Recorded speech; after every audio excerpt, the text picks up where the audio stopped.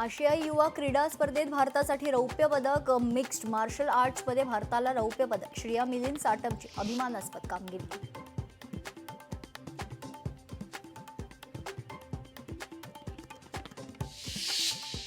नवी मुंबई विमानतळ नामांतराचा वाद पेटला. स्वर्गीय दिबा पाटील यांच्या नावाला हिरवा कंदील. मात्र अद्याप कोणताही प्रस्ताव समोर नाही.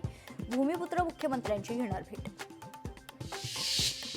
आळंदीमध्ये वारकऱ्यांसाठी उत्कृष्ट सुविधा उभारल्या जातील. धंगेकर मोहोळ. विषय आता संपलाय. महायुतीमध्ये मतभेद नको. उपमुख्यमंत्री एकनाथ शिंदेंचं स्पष्टीकरण. ठाण्यात आशुतोष डुमरे यांच्या हस्ते द ब्रह्माज अनलिश्ड या पुस्तकाचं प्रकाशन करण्यात आले. रोटरी क्लब ऑफ ठाणे हिल्सच्या उपस्थितीत प्रकाशन.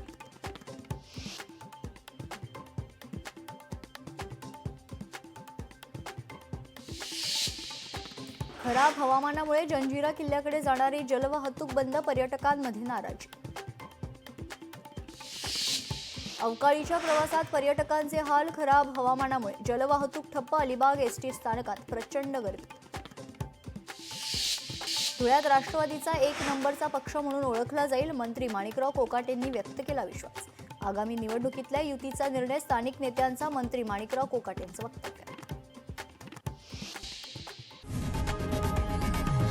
लोकशाही मराठी ऐका, पहा, जागरूक रहा.